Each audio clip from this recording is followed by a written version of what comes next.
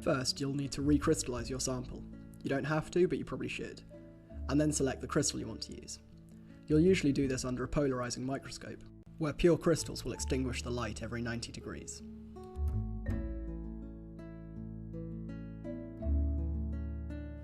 Once you've selected your crystal, you'll need to mount it on the pin, a thin glass thread which is frustratingly fragile.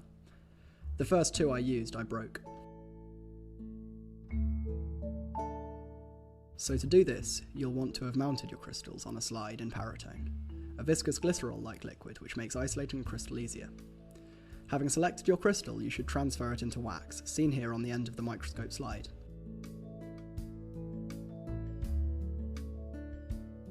The wax makes sticking the crystal right on the tip of the pin far easier. Once done, mount the pin under nitrogen flow, in this case from the blue nozzle, and centre the crystal in the X-ray beam. Unfortunately, I couldn't work out how to run split screen in my editing software, so you'll just have to watch the crystal's movements and my adjustments one after another. There, now it's centred. So now that you have your crystal mounted, you need to determine your unit cell, and this is done by collecting preliminary diffraction data, often referred to as the matrix run.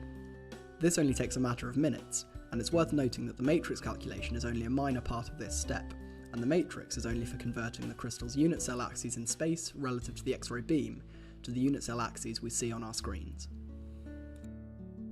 What it actually produces is something like this, however I shall try to describe it in 2 dimensions.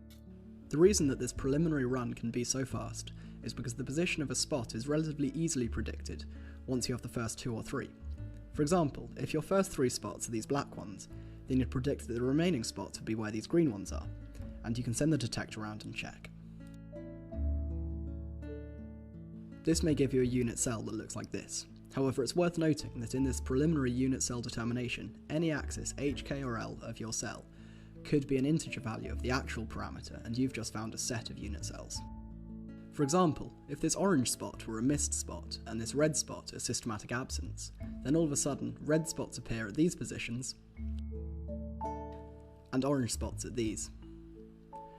Of course, the red spots are absences, so you actually get spots at these purple points.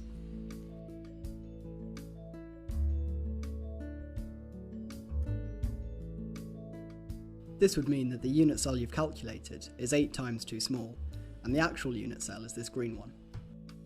They are, however, the same unit cell, just different sizes.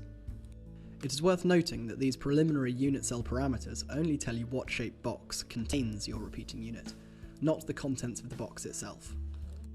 This information is obtained in the main data collection run. This run can take up to 24 hours if you have a difficult sample, but generally will only be a couple of hours. So now you can go grab something to eat.